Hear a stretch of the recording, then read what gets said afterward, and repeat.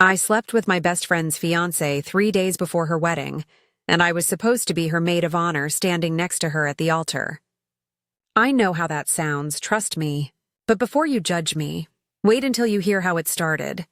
Because the person I thought I was falling in love with was playing a game I didn't even know existed.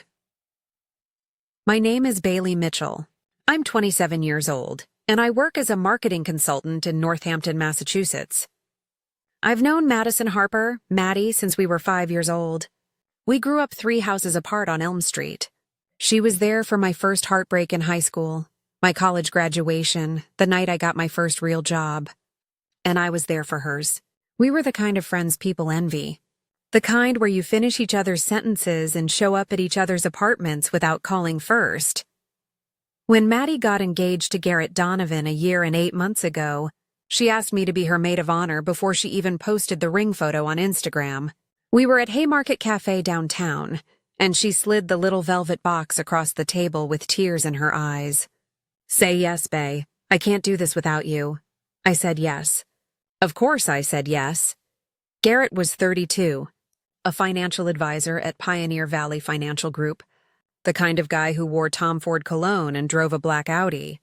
His family had old money, not flashy, but the kind where everyone in Northampton knew the Donovan name. When Maddie introduced us at the engagement party at Hotel Northampton, he shook my hand and smiled, and I remember thinking he seemed almost too perfect. "Like someone out of a magazine, Bailey, right? Maddie talks about you constantly," he said. His cologne was Tom Ford Oud Wood, expensive, subtle, the kind that lingers on your clothes hours later. I noticed because it was the same scent my ex used to wear, and for a second I felt this weird pull in my stomach. But I ignored it. The first time Garrett texted me was 2 weeks after the engagement party. It was innocent. "Hey Bailey, it's Garrett. Got your number from Maddie's phone. Need advice on her birthday gift. She mentioned you know her better than anyone. Coffee tomorrow at Haymarket?" I should have questioned why he didn't just ask Maddie directly. But I didn't. I told myself I was helping my best friend's fiancé be a better partner. That's what good friends do, right? We met the next day. He ordered an Americano black. I got my usual oat milk latte. He asked about Maddie's favorite jewelry brands, her favorite flowers. White roses, I told him. And whether she'd prefer a weekend trip to the Berkshires or a surprise dinner in Boston. The conversation was easy, too easy. He asked about my work, my life, my last relationship. When I mentioned I'd been single for 2 years, he looked at me with this expression I couldn't read and said, "That's surprising. Someone like you, someone like you." I played that phrase in my head the entire drive home. The texts started slow. Once a week, then twice, then almost daily. At first, it was wedding stuff. His opinion on floral arrangements, cake flavors, whether the ceremony should be at St. Mary's Catholic Church or somewhere smaller. But then it shifted. He'd text me at night. Random things. "Can't sleep." "Work stress. You awake?" And I'd answer, every single time. Maddie worked night shifts at Cooley Dickinson Hospital. She's a pediatric nurse, so she was usually asleep by 10. Garrett would call me around 11, and we'd talk for hours. He told me about the pressure from his family to take over his father's business, how he felt like he was suffocating sometimes, how Maddie was amazing, but she didn't understand the kind of stress he was under. I told myself he just needed someone to talk to, that I was being a good friend to both of them, but I knew. Even then I knew. The first time he touched me, really touched me, not just a casual hand on my shoulder, was at Maddie's bridal shower. I'd organized the whole thing at her parents' house on Elm Street. 30 women, games, champagne, the works. Maddie was glowing. She kept hugging me and saying, "You're the best, bae. I don't know what I'd do without you."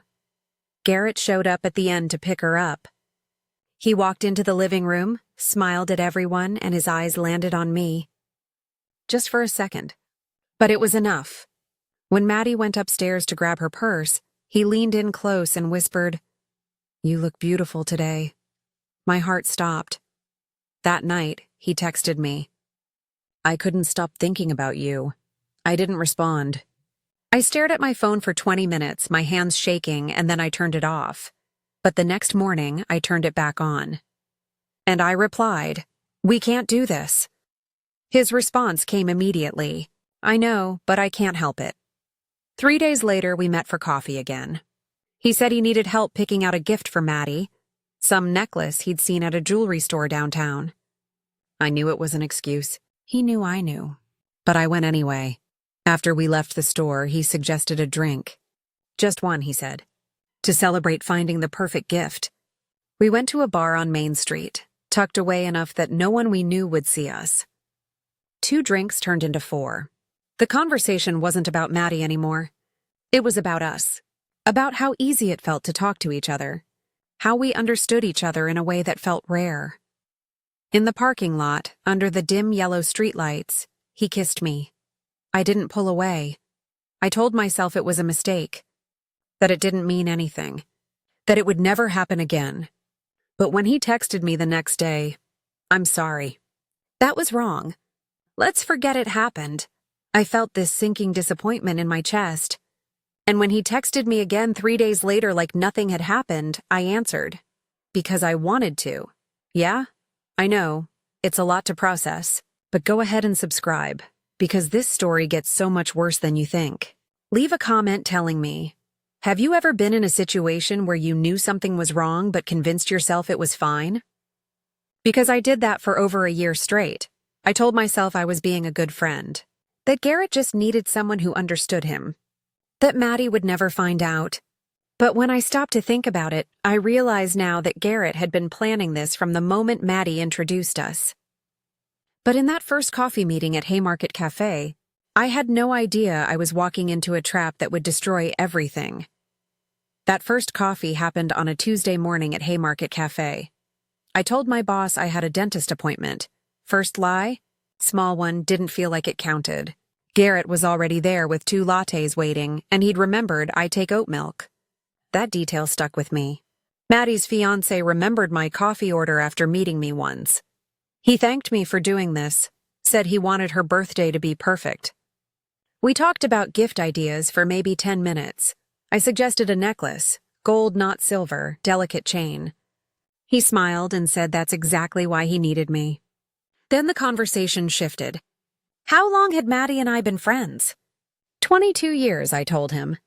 Since kindergarten. He leaned back and said that's rare. Most people don't keep childhood friends. Maddie's rare, I said automatically. He paused, fingers drumming the table. So are you. Not everyone would help their best friend's fiancé like this. Something in his tone felt personal. I told myself I was reading into it. When we left, he touched my arm briefly as he thanked me. His cologne hit me then. Tom Ford Oud Wood, expensive, the kind that lingers. I smelled it on my sweater that night and didn't wash it for 3 days. The text started innocent enough. Maddie loved the necklace idea. I was a lifesaver. Quick questions about gold versus silver. Whether it was weird, he was nervous about Thanksgiving with her family. 1 text per week became 3, then daily. By month 4 of their engagement, Garrett and I were texting more than Maddie and I were. The shift was gradual enough that I didn't notice it happening. Or maybe I noticed and chose to ignore it. 6 months into the engagement, Garrett called me at 11 p.m. on a Wednesday. Maddie worked night shifts at Cooley Dickinson Hospital 3 times a week. Pediatric nurse, always asleep by 10 on her early mornings. He knew her schedule better than I did. He knew exactly when to call. He asked if I was awake, said he and Maddie got into it that day about the wedding. She wanted 200 people. He wanted something smaller, more meaningful. I should have told him to talk to Maddie about it, but instead I asked what they decided. She won, he said quietly. She always does. There was something in his voice. Resignation maybe, frustration. He told me he loved her but sometimes felt like she didn't actually hear him. We talked for 2 hours about relationships, compromise, the pressure of weddings. He asked about my past relationships, and I told him about my ex who cheated, the one before that who couldn't commit. Garrett listened like my words actually mattered. Before we hung up, he said something that kept me awake for hours. You deserve someone who sees you. Not just someone who has you. Here's the thing, though. Maddie never mentioned the fight about the reception. When I casually asked how wedding planning was going, she lit up and said everything was great. Garrett was being so supportive. If they fought badly enough for him to call me at 11 p.m. upset, why didn't she know about it? And if they didn't actually fight, why did he lie? I didn't ask. I should have, but I didn't. Because part of me, a part I'm not proud of, liked having a secret with him. Liked being the person he called when he needed to talk. Liked feeling chosen, even if I was being chosen for all the wrong reasons. The late-night calls became routine. The texts were constant. And somewhere along the way, I stopped questioning whether this was appropriate and just started answering every time he reached out. The bridal shower happened 1 year into the engagement, 4 months before the wedding. I organized the whole thing. 30 women crammed into her parents' house on Elm Street, games, pink decorations, champagne. Maddie was radiant. She kept grabbing my hand, saying how lucky she was to have me. I smiled and hugged her back while texting Garrett under the table about what time he'd pick her up. He wasn't supposed to come. But at the end, he showed up anyway as a surprise to drive her home. Everyone thought it was romantic, the devoted fiancé who couldn't wait to see his bride. But when he walked in, he looked at me first. Not Maddie, me. And I felt it in the pit of my stomach. Something heavy and inevitable. When Maddie went upstairs to grab her purse, Garrett leaned in close and whispered, "You look beautiful today." My heart stopped. That night, he texted, "I couldn't stop thinking about you." I didn't respond. I stared at my phone for 20 minutes, my hands shaking, and then I turned it off. But the next morning I turned it back on, and I replied. 1 week later, Garrett texted asking for help choosing her gift. Could I meet him at the jewelry store downtown? I knew it was an excuse. He knew I knew. But I went anyway. We picked out a necklace, delicate gold, exactly her style. Afterward, he suggested a celebratory drink. Just one, he said. 1 turned into 2, then 4. The bar was dim and tucked away on Main Street, the kind of place where no one we knew would see us. We talked about everything except Maddie. His job stress, my stalled career, how we both felt stuck in lives we'd chosen but didn't quite fit anymore. In the parking lot, as we walked to our cars, Garrett stopped. He turned to face me, and before I could process what was happening, he kissed me. His lips tasted like whiskey and mint gum. The parking lot smelled like rain on asphalt. My heart was pounding so hard I could feel it in my throat. And the worst part? I kissed him back. I pulled away after maybe 3 seconds. Or 4. Okay, maybe 10. That was a mistake, he said immediately, stepping back. I'm sorry. Let's pretend it never happened. I nodded, got in my car, and drove home in silence, my hands shaking on the wheel. The next day, he texted apologizing, saying it was a mistake and we should forget it. I agreed, but then he kept texting like normal. Good morning messages, jokes, questions about his day, like the kiss hadn't happened. And I let it continue because some pathetic part of me wanted to believe it meant something. I told myself it was just a kiss. It didn't mean anything. Maddie never needed to know. I could compartmentalize this, keep it locked away where it couldn't touch the rest of my life. But I didn't wash the sweater I'd been wearing for a week. His cologne was still on the fabric. Tom Ford Oud Wood. I'd smell it and remember the way his hand felt on the back of my neck. The way he looked at me like I was the only person in the world. 3 weeks later, I stopped pretending it was a one-time mistake. 3 months before the wedding, Garrett told me he had a business trip to Boston. Then he asked if I wanted to come with him. He framed it carefully, said he was second-guessing everything about the wedding, needed someone to talk to, needed perspective. I knew what he was really asking, and I said yes anyway. I told Maddie I was visiting my college roommate in Boston for the weekend. Second major lie. Easier than the first. The hotel was sleek and expensive, floor-to-ceiling windows overlooking the harbor. Garrett checked us into separate rooms. Plausible deniability, he said. But I didn't even unpack my bag and mine. We had dinner first. Italian place, corner booth, another bottle of wine I didn't need. He talked about his doubts. How he loved Maddie but felt trapped. How he didn't know if he was ready for forever. I listened and nodded and told him what he wanted to hear. That cold feet were normal, that he'd figure it out. The whole time, I knew exactly where this was going. Back at the hotel, we stood in the hallway between our two rooms. He asked if I wanted to come in for one more drink. I said yes. I knew exactly what I was doing. I wasn't drunk. I wasn't coerced. I wasn't confused. I chose this. His room smelled like cedar and leather. Expensive candles. The bed had Egyptian cotton sheets, 1,000 thread count he'd mentioned once like it mattered. And maybe it did. Maybe all the details mattered because they made it feel real. Like this wasn't just some sordid mistake, but something deliberate and chosen. Afterward, he said, "This can't happen again." "I love Maddie," I agreed. And then it happened again the next morning before we checked out.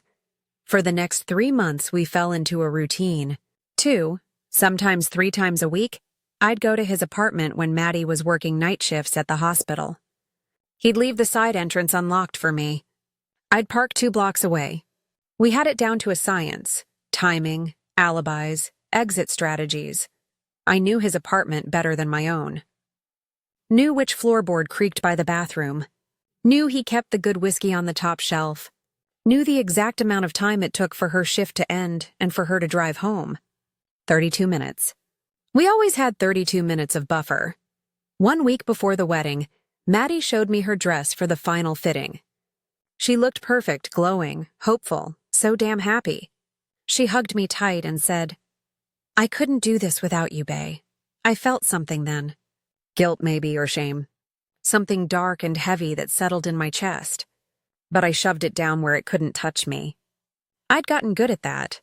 Compartmentalizing, rationalizing, building walls between what I was doing and what I wanted to believe about myself. That night, Garrett canceled our usual meeting. His text was cold, almost clinical. "We need to stop. This was a mistake. After the wedding, we never speak about this again." I agreed immediately. I told myself I was relieved. Finally, it was over. I could go back to being just her best friend, just the maid of honor, just the person I used to be before all of this. But something felt wrong. The way he ended it so abruptly, so final, I should have questioned it then. I should have asked why now, why so sudden, what changed, but I didn't, because I was too relieved to be let off the hook. 2 days before the wedding, I went with Maddie for her final dress fitting. She was buzzing with excitement, talking nonstop about the ceremony, the honeymoon, the life she was about to start. Then she got quiet and said something that made my stomach drop. "Garrett's been weird lately, distant, like his mind is somewhere else." I forced myself to stay calm. Pre-wedding jitters. Totally normal. She looked at me, searching my face for reassurance. "You think so?" "Definitely," I lied, but her words stuck with me. If Maddie noticed something was off, did she suspect? And if she did, what would happen when everything came out? The rehearsal dinner was at the Hotel Northampton. 50 people, both families, the entire wedding party. I wore a navy dress and smiled through every toast while my insides twisted. Garrett avoided me completely. Didn't make eye contact, didn't acknowledge me, acted like I was invisible. But I watched him, and I noticed something strange. He spent most of the night talking to Savannah Reed, the woman engaged to his brother Landon. Their body language was familiar, too familiar. The way she touched his arm, the way he leaned in when she spoke, the way they smiled at each other like they shared a secret. I felt sick. Not because I was jealous, though maybe I was, but because I suddenly realized something. This wasn't special. I wasn't special. Garrett had done this before. Paige, Maddie's younger sister, cornered me by the bar. She was 25, pragmatic, sharp in ways Maddie wasn't. She'd always been skeptical of Garrett, though she kept it mostly to herself. "You okay?" "You look like you're about to throw up." I laughed, but it sounded hollow. Just nervous. Big day. Paige swirled her drink, watching Garrett across the room. Garrett's too perfect, you know? Like he's performing perfect fiancé instead of being one. I hope I'm wrong. For Maddie's sake, I should have defended him. Instead, I stayed silent. That night, alone in my hotel room, I replayed the last year and a half in my head. The late-night calls. The texts. The affair. I tried to remember if Garrett had ever actually said he cared about me. If he'd ever promised me anything.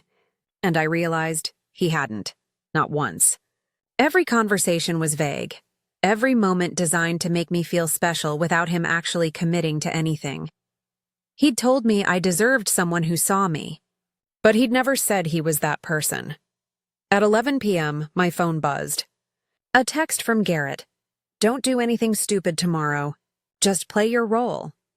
I stared at the message for a long time. The tone was off, cold, almost threatening. Like I was a liability he needed to manage. And for the first time, I let myself think the thought I'd been avoiding for months. What if this was never about me at all? What role was I playing? And for who? Hit that like button, because you're going to want to see where this goes. Here's what I'm wondering.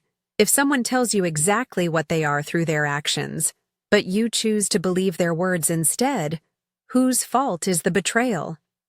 Leave a comment with your honest thoughts, because I still don't have the answer. I didn't sleep that night. I just lay there, staring at the ceiling, feeling the weight of something I couldn't quite name pressing down on my chest. Something was wrong. I'd known it for a while, but now, finally, I was starting to ask the questions I should have asked from the beginning. The morning of the wedding, I woke up in my hotel room at 6 a.m. with my phone buzzing. Maddie's sister Paige in the group chat. Bride's getting ready starts in 30. Bae, don't be late. I got dressed in my bridesmaid dress, navy blue, fitted, elegant. The same dress I'd worn to the rehearsal dinner. In the mirror, I looked exactly like what I was supposed to be, the loyal best friend. But I felt like a stranger wearing someone else's skin. By 7, I was in Maddie's suite with the other bridesmaids. Hair and makeup artists everywhere, champagne bottles already open, music playing. Maddie was radiant, laughing, glowing in her white robe.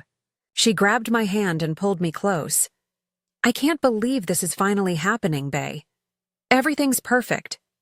I forced a smile. You're going to be the most beautiful bride. She hugged me tight, and I smelled her perfume, Jo Malone peony and blush suede.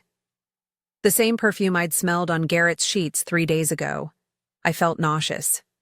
Maddie's mom, Diane, came in with mimosas, tears already streaming down her face.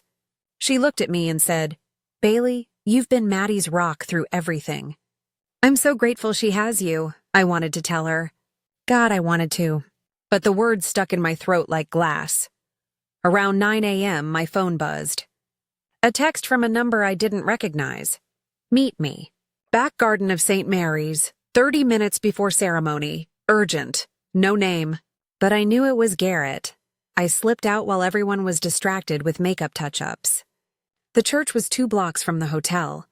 I walked fast, heart pounding, not sure what I'd find. The back garden was empty, quiet, just flowers and stone benches. Then Garrett appeared from the side entrance, wearing his tuxedo, looking perfect like always. What's going on? I asked. He handed me an envelope. If anything goes wrong today, give this to Detective Rivera. His card is inside. I stared at the envelope. What the hell are you talking about? Just trust me. And Bailey? He looked at me with an expression I couldn't read. After today, we never speak again. You got what you wanted from this. Before I could respond, he turned and walked back inside. I stood there holding the envelope, my hands shaking. You got what you wanted from this. What did that mean? What did I supposedly want? To destroy my best friend? To steal her fiancé? I opened the envelope in the church bathroom. Inside was a business card for Detective Rivera and a legal document about financial something. Fraud, embezzlement, words I didn't understand. I should have questioned everything right then. But the ceremony was starting in 10 minutes, and I had a role to play. Just like Garrett said. The ceremony started at 11. St. Mary's Catholic Church on Main Street was packed. 200 guests, white roses everywhere, golden light streaming through stained glass windows. I walked down the aisle as maid of honor, bouquet in hand, fake smile plastered on my face. Garrett stood at the altar next to his brother Landon and best man Ethan Cole. He didn't look at me once. His eyes were fixed on the back doors, waiting for Maddie. Then the music changed. Everyone stood. Maddie appeared in her white dress, arm linked with her father Robert's, looking like something out of a fairy tale. She was glowing, crying, happy, and I felt nothing but dread. Father Thomas Sullivan began the ceremony. Traditional Catholic vows, readings about love and commitment and forever. I stood next to Maddie holding her bouquet, watching Garrett's face. He looked calm, too calm, like he was performing instead of living this moment. When Father Sullivan asked if anyone objected to this union, the church went silent. For one insane second, I thought about speaking, about standing up and telling everyone the truth. But I didn't. I just stood there like a coward. Garrett said his vows. Maddie, you are the best person I know. You deserve everything. Not, I love you. Not, I can't live without you. Just, you deserve everything. Even in that moment, he couldn't commit to a real feeling. Maddie said her vows through tears. Talking about soulmates and forever and how lucky she was, I felt sick. During communion, I noticed something. Landon, Garrett's brother, kept glancing nervously at Savannah Reed, who was sitting 3 rows back. She looked pale, uncomfortable, like she wanted to run. Then I noticed Garrett's best man Ethan kept checking his phone. During a wedding ceremony. Who does that? Something was wrong. I could feel it in the air, like electricity before a storm. After communion, Father Sullivan smiled and prepared to announce them as husband and wife. But before he could speak, the church doors opened. Detective Marco Rivera walked in. Not in a suit. In his police uniform. Maddie turned around, confused. Garrett went pale. Landon stood up from his seat, and that's when Maddie's father, Robert Harper, stood up from the front pew and said loudly, "Father Sullivan, I'm sorry, but this ceremony cannot continue." The church erupted. Gasps, whispers, people standing to see what was happening. Maddie looked at her father like he'd lost his mind. "Dad, what are you—" "Maddie, honey, I need you to step away from Garrett." "Right now," Garrett's expression changed. The calm mask slipped. He looked at me, and for the first time, I saw something real in his eyes. Panic. Robert walked up to the altar and looked directly at Garrett. "You're done. It's over." Then he looked at me. And I realized he knew. He knew about the affair. He knew about everything. Maddie's voice cracked. "Someone tell me what's happening, please." Detective Rivera stepped forward. "Mr. Donovan, we need to talk. Now."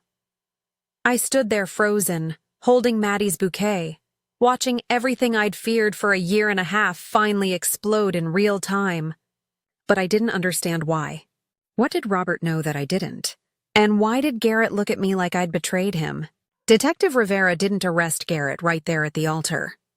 Instead, he asked everyone to move to the reception hall next door while they sorted out a misunderstanding. But I knew it wasn't a misunderstanding. I'd known something was wrong for days. I followed Maddie to a side room while the guests filed out, confused and whispering. She was shaking, mascara running, asking me over and over what was happening. I couldn't answer because I didn't know. Then Detective Rivera found me. "Bailey Mitchell?" I nodded.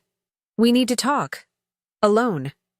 He led me to a small office in the church basement. That's where he told me everything.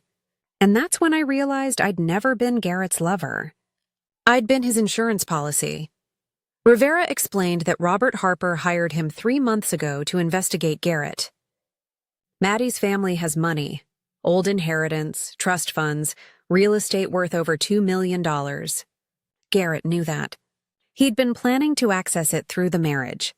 then slowly embezzle it using fake business investments. But that wasn't the worst part. Garrett had affairs with multiple women over the past year, Rivera said, showing me photos. Savannah Reed, 2 other women I didn't recognize, and me. Each affair was strategic. Savannah gave him access to his brother's finances. The other women had connections he needed. But you, Rivera looked at me carefully. You were the backup plan. He showed me text messages between Garrett and Landon. Messages I was never supposed to see. Bailey is perfect. Close to Maddie, trusts easily, isolated from family. If the Harper family suspects something, I'll use Bailey as the scapegoat. Make it look like she seduced me and manipulated Maddie. Another message. Make sure Bailey thinks it's a real affair. She needs to believe I have feelings. That way when it falls apart, she looks obsessed. I read them 3 times. 4 times. The words didn't make sense. They couldn't be real, but they were. Garrett already sent emails to Maddie's family lawyer 2 weeks ago, Rivera continued, claiming you pursued him relentlessly and he made a mistake.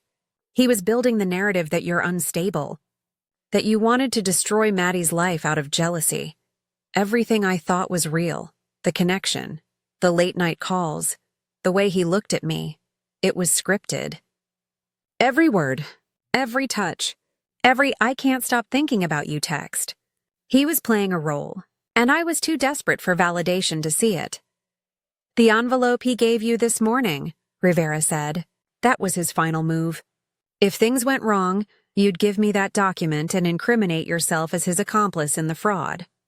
Your fingerprints all over the evidence. I couldn't breathe, couldn't think. The room was spinning. I was never his lover. I was a tool, a pawn, something to be used and discarded when convenient. Does Maddie know? I whispered. About me and Garrett? Rivera nodded. Robert told her 20 minutes ago. And that's when I realized I'd been manipulated into destroying the only real relationship I'd ever had. Garrett had orchestrated everything, and I'd been too blind, too desperate, too stupid to see it. I found Maddie in the bridal suite, still in her wedding dress, sitting on the floor with her knees pulled to her chest. Her mother, Diane, and sister Paige were with her. When I walked in, Paige stood up and blocked the door. She doesn't want to see you. I know. But you need to leave. Maddie's voice came from behind Paige, small and broken. Let her in. Paige moved reluctantly. I walked toward Maddie slowly, like approaching a wounded animal. I didn't know what to say. Sorry felt pathetic. An explanation felt like making excuses. Did you know? Maddie asked, not looking at me. About the money? No, I swear I didn't know anything until 10 minutes ago. But you knew you were sleeping with my fiancé. I nodded. Yes, she finally looked up at me. Her eyes were red, swollen, devastated. Why? That was the question I'd been avoiding for 1.5 years. Why? Because I was lonely? Because I wanted to feel special? Because some pathetic part of me thought I deserved him more than she did? I don't have a good reason, I said quietly. I made a choice. Every day for 1.5 years, I chose him over you. And I knew it was wrong. But I did it anyway. Maddie stood up, her dress rustling. Detective Rivera showed me the texts. Between Garrett and his brother. About how you were the backup plan. How you were perfect because you trusted easily. I felt my throat tighten. Part of me wants to feel sorry for you, she continued. Because you got manipulated too. But the other part of me, the part that trusted you more than anyone in the world, that part can't forgive you. Because you knew what you were doing. Maybe not all of it, but enough, she was right. I knew that even before she said it. I need you to leave, Maddie said finally, and I need you to never contact me again. Maddie, please. I left. What else could I do? Outside the church, police cars were parked with lights flashing. Rivera was arresting Garrett and his brother Landon for conspiracy to commit fraud. Garrett saw me as they led him to the car. He didn't look angry. He looked annoyed. Like I was a business deal that fell through. Savannah Reed was there too, giving her statement. She saw me and walked over. He told me the same things, she said quietly. That I was special, that he couldn't stop thinking about me. Word for word, the same script. Did you know about the money? I asked. She shook her head. I just thought he cared about me. Stupid, right? We stood there in silence, two women who'd been used by the same man in the same way. I wanted to feel solidarity, but mostly I just felt empty. I drove home alone, changed out of my bridesmaid dress, sat on my couch in the dark, replaying every moment of the last year and a half. Every text, every call, every time he touched me and made me feel like I mattered. None of it was real. Not 1 second, but I still made choices. I still betrayed my best friend, and I had to live with that. 2 years later, I'm 29. I moved to Boston 6 months after the wedding that never happened. New city, new job, new apartment. Fresh start. Or at least that's what I told myself. Garrett got 5 years for fraud and conspiracy. Landon got 2 years probation. Savannah Reed testified against them both and walked away clean. I didn't testify. Robert Harper didn't need me to. He had enough evidence without dragging me through a trial. I haven't spoken to Maddie since that day. I see her Instagram sometimes. She never blocked me, just stopped following. She's in Vermont now, working as a nurse practitioner. There are photos of her with a guy who looks kind and normal. She looks happy, genuinely happy, I'm glad. She deserves that. I did therapy for 18 months. Learned the difference between being manipulated and being accountable. My therapist said something that stuck with me. You can be a victim of his manipulation and guilty of betrayal. Both things are true, and they are. Garrett was a predator. He planned everything, but I still made choices. I still chose him over her, every single day for a year and a half. That was me. Not him. 6 months ago, I texted Maddie. Just once. I don't expect forgiveness. I just need you to know I'm sorry. Not for being manipulated, that wasn't my fault. But for every moment I chose him over you. For convincing myself I wasn't doing something unforgivable. That was my choice. And I'll carry it for the rest of my life. She responded 3 words. I know. Goodbye. That was closure. It had to be enough. People ask me sometimes if I regret it. That's the wrong question. Of course I regret it. But regret doesn't fix anything. The real question is, if I saw the red flags earlier, would I have walked away? Or would I have convinced myself again that I was special, different, that he really cared? I want to believe I'd walk away now. But I don't know, and that terrifies me. So honestly, I need your perspective on this. If someone manipulates you into betraying someone you love, are you still responsible for that betrayal? Where does their guilt end and yours begin? Subscribe if you've made it this far, because your answer might help me figure out where I go from here. Drop a comment with your thoughts. I read every single one. Garrett took a lot from me. My best friend. My self-respect. My ability to trust my own judgment. But he didn't take my accountability. I own what I did. Even the parts that hurt. Even the parts I wish I could undo. I was manipulated. But I also made choices. And I have to live with both of those truths for the rest of my life. Maybe that's fair. Maybe that's what I deserve, I don't know. But at least it's honest.